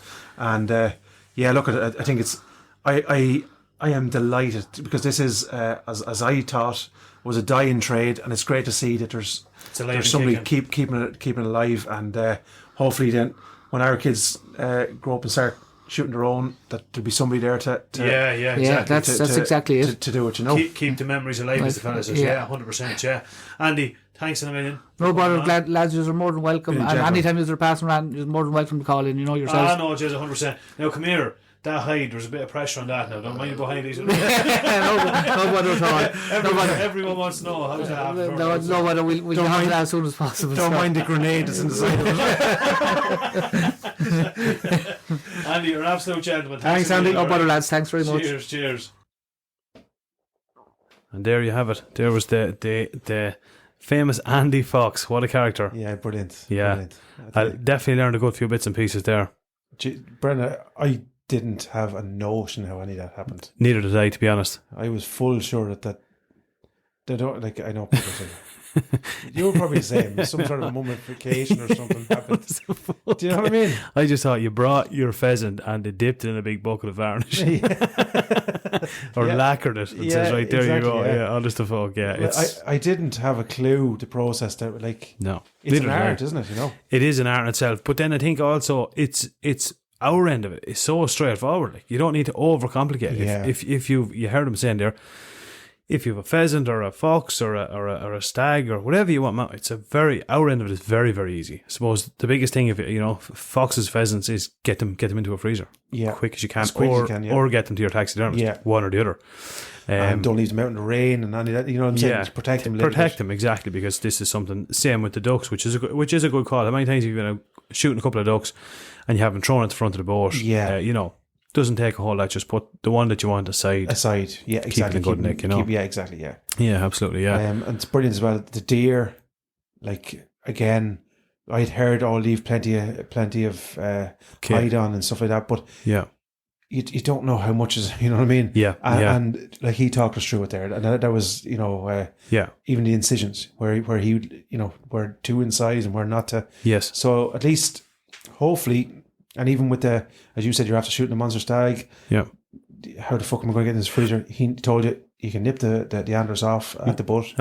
And bring them to him, and he'll take care of the rest of it. Yeah. So it's not like you need a massive industrial size freezer to put the whole head or whatever in. That's and don't put the antlers in the freezer, as he said. Yeah, honestly, do not put them in the freezer. Yeah, keep them just somewhere nice and. But brilliant, dry. Like, some lovely stuff down there, and it's great. Again, I think that. Because I was saying it to Arvil, you know, showing her pictures this morning, just talking through what we were at with Andy and stuff, and like, I have a brick wall in the house, you know what I mean, and I was saying, oh Jesus, I love a pheasant now. Yeah, the flying one going up mounted on that. The flying one is deadly, isn't it? Isn't it? Oh man, absolutely class. Yeah. And I seen the one with the fox with the pheasant lying underneath him. Deadly. Like, yeah. Do you know what I mean? Savage stuff, man. 100%. I was never so driven to have a man cave in my life, man. I just, you know what I mean? Instantly, now, ideas going in my head flat out the way I want it, you know?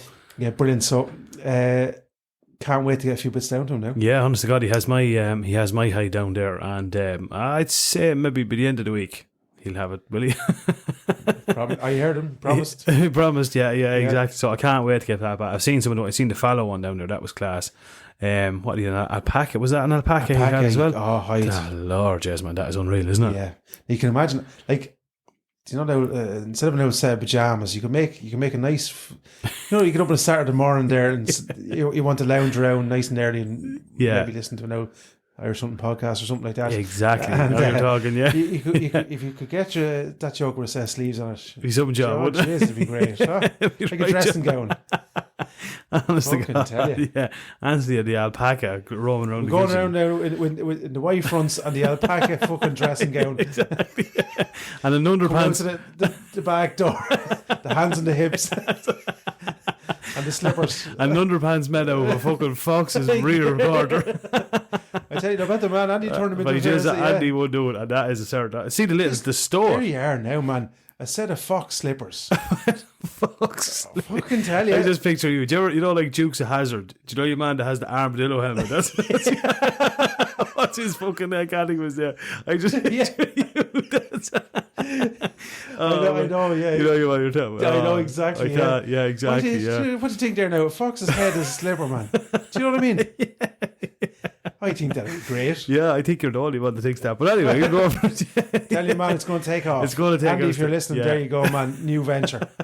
Forget about the Crocs. It's all about. Yeah. Well, he showed us the fox leather. Yeah, that is unbelievable. The Lord, it turns out it's. What would you say? Wouldn't break.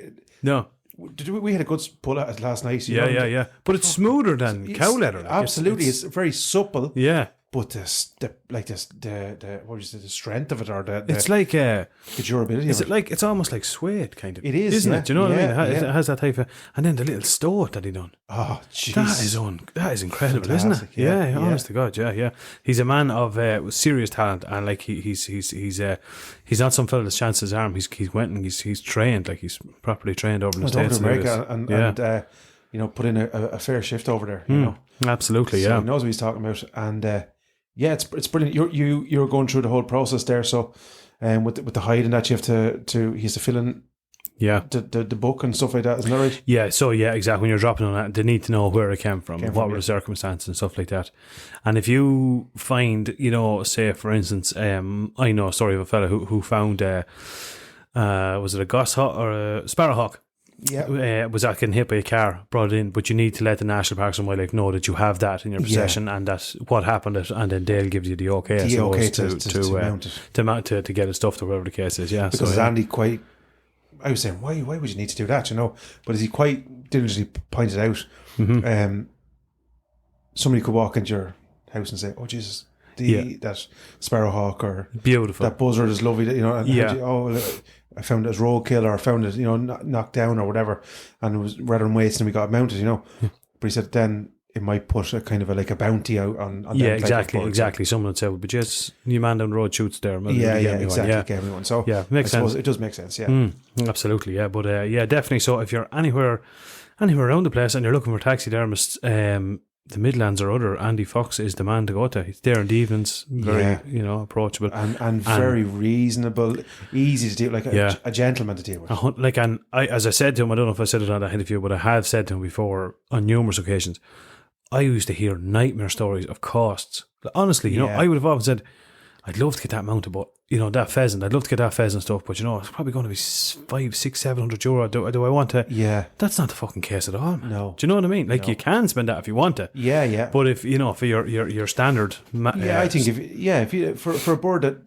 If you take it, as he said, father and son going out and they're shooting the first bird, it mightn't be the best bird or it mightn't be the nicest bird, but that bird has connotations towards their first hunt together, their first shot together, or whatever. Yeah, 100%. And for 120, 150 bucks. Yeah, man. As I said, I was kicking myself. That first stag that I shot, Cooper was with me. If I had known Andy was there and I knew the process, if I had known more, if I was more educated, and hopefully this podcast, lads that are listening to it will know now that it is no big deal to do it. I'm raging out. That was a missed opportunity there to have that. But look at the hopefully it goes on. And look at again, Brendan. If I'm being honest, in my short shooting journey like that, the stories about the costs and stuff, I wouldn't have even bothered. Do you know what I'm saying? No, I would. Do you know what I'm saying? Yeah, just I wouldn't be able to afford it, and that would be just it, That'd be it. And then I didn't know he was there. I thought, where is there one? I knew there was a lad in Limerick and north or something. Yeah. You have a day gone, and by the time you know what I mean? It was a mission to definitely. And then because I didn't know what I was doing, I was there. What the fuck do I do with it? Yeah. Do you know what I mean? How soon do I get him up there? If I'd have known his time, it was just a matter of keep it nice and straight, wrap it in an airtight bag and put it in your freezer until you're ready to go up. Then I would have. Happy days. Yeah. So, I would have. Hopefully, if you're, as I said to you, if you're looking for a very good taxidermist, very reasonable, very easy to deal with, and very approachable, Yeah, exactly. Last night, sure, he couldn't have been. Oh, sure, man. We would have been there for fucking half the night. Definitely. Yeah, exactly. Yeah, definitely. Yeah. So, Andy, an absolute gentleman, and we look forward to dealing with him more in the future. Yeah, and we'll have your hide hopefully in the next week. Andy, I'm putting you under pressure here. Don't make me turn around in 3 weeks and say, we need material to look at, man. Exactly. Yeah. The listeners demand it. So yeah, honest to God, yeah. What are we talking about now? We want to talk about the NARGC and their counter. What are we calling it? Their wetlands. Yeah, the wetlands. Yeah, counter. So they encouraged all the hunters to go back out again at the end of the season. I think it was last weekend, and it could be flowing into this week. And just check the ponds and lakes and the wetlands and give them a count of what you see. Yeah, you leave the guns behind and just put in the count. Yeah. And this is to help. What would you say? The argument towards, obviously the anti-hunting side have said that, mallard are in decrease and sniper in decrease and woodcock are in decrease. So using that argument to try and what would you say, get hunting either reduced or banned, Yeah. So the members of the NRG, as we all know, they've nestling projects now, and they release and breed a lot of mallard and duck and stuff like that. So, and even like your own club, Med Lakes, manufacturing. Yeah, absolutely, yeah. So, it's up to us then to and one of the arguments I've seen here, Brendan, as well. Oh, don't be giving them. If this is the old fucking chestnut, you know. Don't be giving them ammunition or information. It's like we face this with the fucking with the night vision, you know. Yeah. We face this with night vision. This. What are you fucking talking about? What are you talking about? Yeah. You're highlighting it. You know, don't say that and should everything be grand. You know. Yeah. 100%. Until somebody fucking, God forbid, clips somebody. Yeah. By you know what I'm saying? Yeah. And then you were unlicensed firearm and fucking you face prison or something, you know? Exactly, and not blowing our own trumpet here, but it was something we highlighted. We went to on Garda Síochána for some clarification. We got clarification. We brought it to you. You know, we brought it to our listeners, and thankfully now I think that issue's put to bed. There is no confusion. It's straightforward. And I know, look, for the purposes of the podcast, we what would you say? We highlighted it on Facebook and we worded it in ways that, you know, that kind of, well, it was open to interpretation anyway, right? Yeah. But we didn't nail it 100% because we didn't have the clarity. You know, no, nobody did. I remember going on that post, right, and there was about 5 different answers. Yeah. And each one of them men, and with all due respect, everyone thought that they were nailed on. Yeah, know? Absolutely. Yeah, definitely. We were contacted by who will remain members, by a guard. Yeah. And he gave us his version of what it was, and it turns out that wasn't right either. Yeah. Do you know? Yeah, exactly. So like if they didn't know, you know, but look, that's the thing. Tick the box. Yeah. I would suggest that you also follow up just with a quick email to your FO or your guard station saying that this is as part of my gun. This is the because again, and this is where there is an interpretation on it. You know, on that tick box, it's a scope. Do you have a scope in the gun? Is the wording of it? Yes, absolutely. Yeah, night vision is not mentioned on the application. Now that will change. Yes. So even for lads with a scope, you know, and this is I've heard this. Oh, night vision is cheating and all that kind of thing. Lads, if you have a torch mounted to a scope, that is a night vision scope.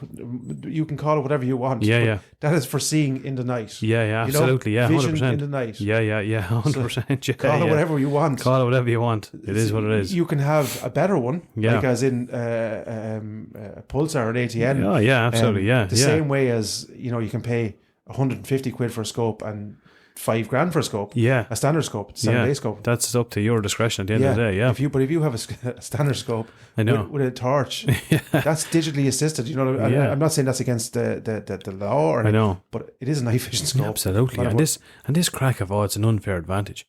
Yeah, you're the one with a gun. It's already an unfair advantage. Do you know what I mean? Yeah. You're not out there to duel him. You're out there to cut down the numbers. Yeah. It's simple as fucking and that. Do it as efficiently and as humanely as possible. Yeah, absolutely, without a doubt. So so that was that anyway. So happy days. So the NARGC. So I done it. I brought myself, and it was kind of a grand little thing to do, and I kind of, what would you say? Kind of get the kids involved. So myself and the 4 of us headed down, a couple of pairs of binoculars, and we headed down just off the shore of Derivara, and we had a bit of a look around, and it was a great opportunity to get the kids involved as well. I'd say, look, we're looking for this. Do you see that? Yeah. Have a look out there and see how many you can see. Brilliant. You know, great idea. It was brilliant. Look, and that's part and part. I think there's another. I just did mine in terms of the deer management. Yes. I think there's an EU. What would you say? It's directive, yeah, exactly. So, and the government now are looking for, so it's multiple choice thing. You know, it takes you about 5 minutes to complete. There's a little bit of you can leave a note at the end of it as what you want to see happen. Yeah, I just kind of briefly said, look at, the couple of things that I would suggest is, you know, I don't want to see it becoming some sort of an organisation where you have to pay and all this kind of stuff. I think from my perspective anyway, would be the advertisement and promotion of the wild venison market. Yes. And that includes restaurants and people like Jack O'Keefe and these guys who are able to cook this meat and are what would you say, artistic with it, you know, like, you know what I'm saying? They encourage the best way of cooking it and so on. These guys are the way forward. Yeah. Get them on board. With the likes of I know across the road here we've well game meets and stuff like that. Yes. So it should be cross promotion there. You know? Yeah, definitely. Get the likes of Jack on board there and get him to like what he's doing with us, promote definitely, the use of game, and then education. Yeah, of the public, you know. Yeah, definitely. Yeah. And I would, my thing would be on just on that last point is, I would definitely say stricter enforcement of people that can sell meat and that are hunting deer. Like you know, if you want to go and like there's things already in place there, but there's a lot of people would argue that they're not actually being properly adhered to. Yeah. So if you're selling venison to any dealer anywhere, it should be you have to have all your T's crossed and your I's dotted, you know. Yeah, and I think look, there's probably two sides there, Brian. I think the and I said, is there any obstacles or something? I think the biggest obstacle into is the license, the license application, and you know what I mean, the paperwork, your license, shooting license and stuff like that. Mm-hmm. So there's a lot. Like now you have to do your HCAP and all that, and then you have to go on and do another game handling course. Then if you want to give it into the factory, so it's quite laborious, you know. It is. I know it is, but the way I would look at that is that, right, if you simplify it too much, right, if you were to sort of simplify it too much, the last thing you want is a whole rake of people going and getting licenses and shooting deer just for money. Yeah, absolutely. No, absolutely. Yeah, because absolutely. It kind of. I think we should keep it as an amateur. I don't want to see it kind of like an industry. There's 5 kind of fucking teams going around the country cutting deer. No, and that's probably what they're trying to do. You know what I mean? Because it's the easiest way out. Yeah, I hope that isn't, because it's kind of. I kind of see it as it's my God-given right. Yeah, absolutely. Know, as a citizen, and I know you should be like that's. But I'm, for the people that are in it, like say ourselves here, right? Mm-hmm. Like the fucking HCAP is, you know, there's one every blue moon. Like, do you know what I'm saying? Of course, they need to do something about so that. It needs to be more like when you do your HCAP, you should be able to apply for your off the back of that. Yeah. The last day of the the last hour of the courses, you fill out your fucking your deer application, and that's sent. It could be far more streamlined. Yeah, it could, of course, definitely, and even then down to the firearms end of things, like. If you're a registered firearm owner, whether it's a 1.7, a Hornet, a shotgun, whatever it is, if you're a registered firearm owner, if you have guns that you're seen fit to, you know, you've done all the relevant qualifications to qualify for a deer license. When you put in your application for your 243, 270, 308, 6.5, whatever it is, you should just be you get the license. Yeah, it shouldn't be a big, long-winded, drawn-out thing where you have to go in for, you know, X, Y, and Z. The fact of the matter is, the decision has been made to say that you are of fit body, state, and mind to hold a firearms license. Yeah. I have another state body here that has said you've met all the criteria to hunt deer, to hunt it humanely. You must have this license. Yeah. So that's where it should. Yeah. I seen an article the other day where a guy, I felt sorry for him. You know, he's done everything. He's 88 acres permission to shoot on. And he can't get full of deer, and oh my God, he has to have the 100. Like. Now I know you have the argument is you have to have a cap somewhere, but like, Jesus, like 88 acres is a lot of ground. It's a good bit of ground, and I mean, yeah. If the deer are on the ground, like, exactly. You could get 12 next door to us, and they might be on it. You know what I mean? Like, and was that someone on Facebook? Was it or something? Was it? Yeah, he was looking for somebody able to help him out. You know, locally, he needs permission on. Okay. Well, if you're listening, I don't know his name. If you are listening to this podcast and you're still having issues, get in contact and we'll help you out anyway. Might be able to help you out some way. Yeah. That's mad, isn't it? Yeah. So that's the two bits of and as I say, and as you rightly said, go and do it. Like, don't be this thing of worrying. They're going to do it. It's there for a reason. They're encouraging people to do it, and this is going to happen anyway, lads. Yeah. One way or another, if we don't give information, yes, well then the side that are given information are going to win the argument because there's no counter to it. No, 100%. Yeah. So putting your head under the blanket and saying, "I'm grand, this is the way I've always done it," won't cut it anymore. No, it's like the election. Do you know, lads are always whinging. The first thing I'd say, who did you vote for? I didn't vote. I wouldn't bother voting for them. Wouldn't bother voting. Well, sure, there you go. Yeah.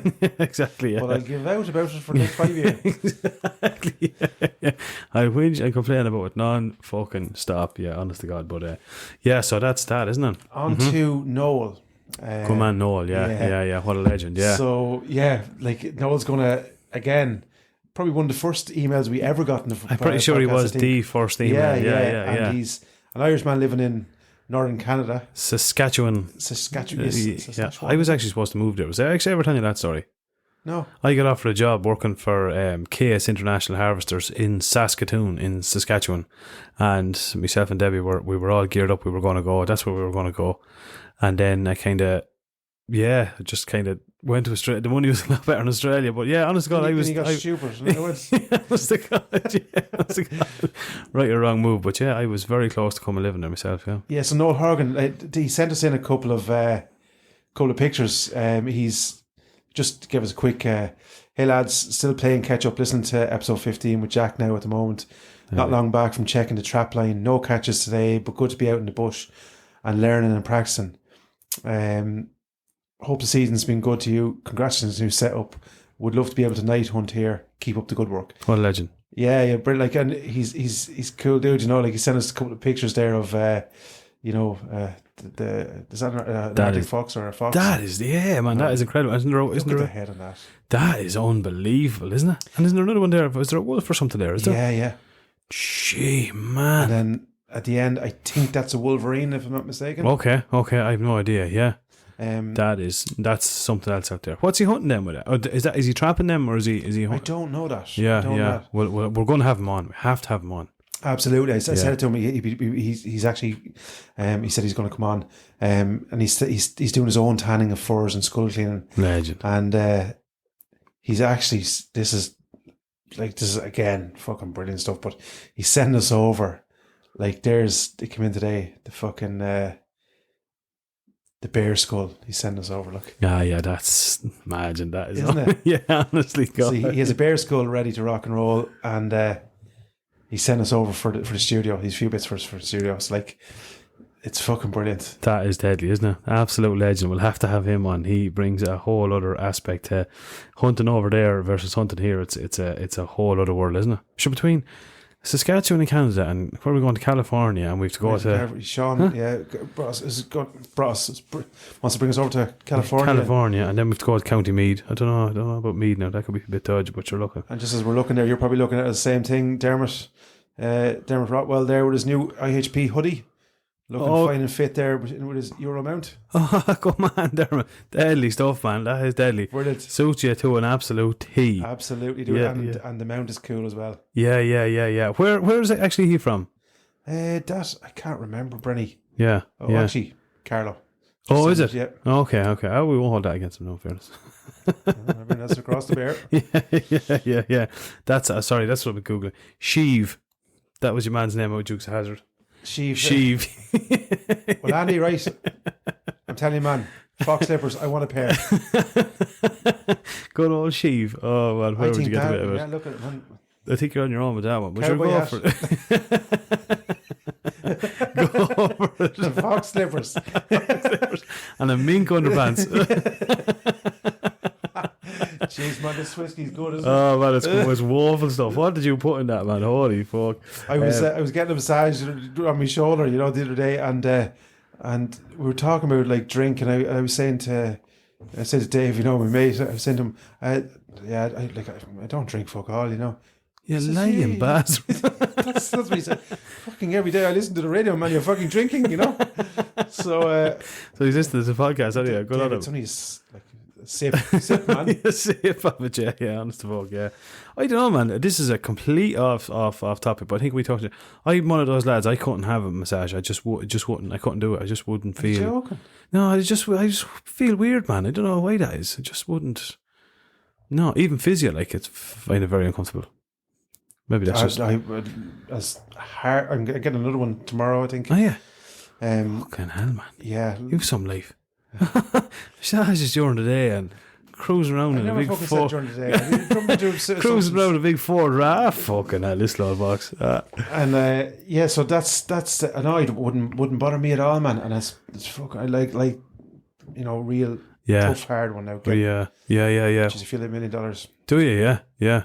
Well, I don't feel great after them because you break up all the lactic acid and all that. Yeah, so don't feel wonderful. But like a couple of days after that, then you're singing. Yeah, you're serious, right? Be good. Okay, we'll have to try that out.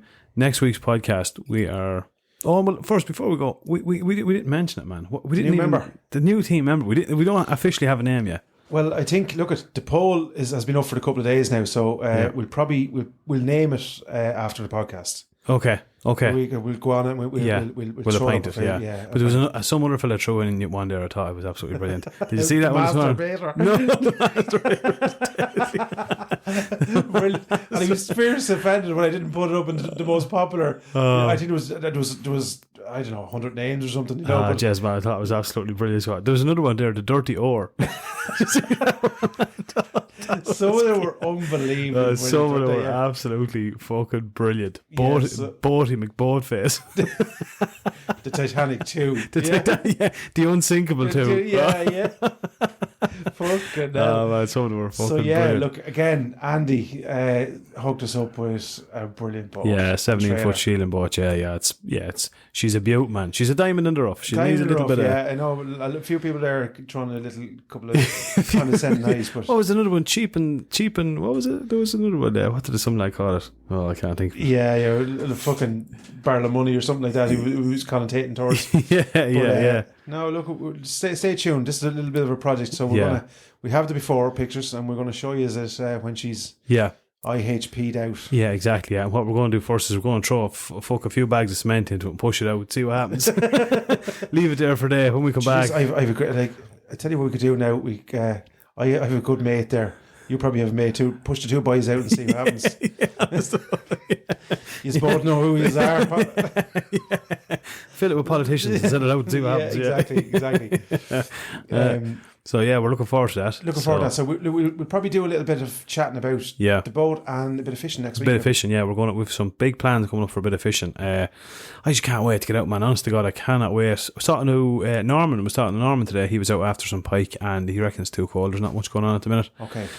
So I'd say is it given the beast from the east again or something? Did you hear this? I heard that today. Yeah, I'm after hearing that as well. Yeah. So I don't know what's going on there, whether that's coming or not. Well, look, hopefully for our deer hunting expedition, it'd be nice. Yeah. Oh yeah, that's coming up in 2 weeks' time.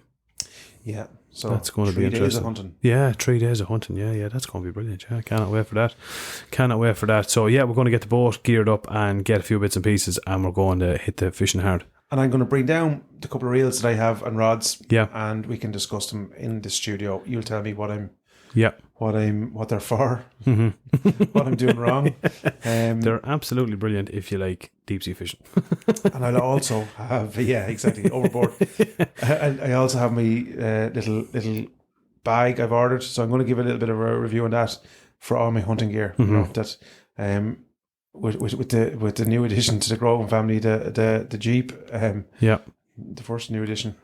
Honest to God, I'm going to I just want something that's for all my sniper hog gear, my different pills, different lamps, and all the bits. Deadly, like your house, like mine now. Oh man, swear to God. And I'm going to the young fellas electricians. I'm going to get them to put in a couple of double sockets somewhere in the utility with the USBs on it.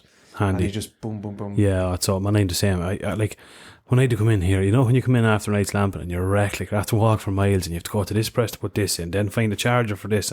By the time you charge it, you put it is. Yeah, there has to be a simplified way of doing it. You're going to need a bag for your fishing gear now too. Have you got something decent for that? Yeah, and funny enough, I was down in Wild Hunter and they have a Savage bag inside the door. That I didn't get to check out. Got distracted. Avril came in actually to see what all the fuss was about. Sick, Avril. And so I might dip back down. There's some savage stuff down there after the Lars for unreal. As I always said, you have won a lot, and it's not because it's expensive. It's just because I'd absolutely buy the most random things in there. I know. Swear to God, I didn't even know what I was going in there for, and then you come out with something else. But anyway, bow and arrows for everyone. Yeah, honest to God, exactly. it'd be unreal. Yeah, so So we'll wrap her up. We're going to wrap her up. Last thing, we are going to put a poll up. We've had a good few people asking us about this, and it's something we've talked about in detail. And we're going to put a poll up. It'll be on our Instagram and Facebook. If you wouldn't mind, just head over and give us a vote. And the question we are going to ask is, if bow hunting was legalised in Ireland in the morning, how many people would actively participate in it? Yeah. Would you give it a go? Is it something that would you be in favour of it? Would you be in favour of it? Yeah, exactly, 100%. So that'll be on our Instagram and our Facebook pages. So if you wouldn't mind, just head over there. Deadly stuff. And give us a vote. Brilliant stuff, Bernie. Happy days, man. Happy hunting, and we will be talking to you all next week with the help of God. Brilliant. Over and out. Over and out.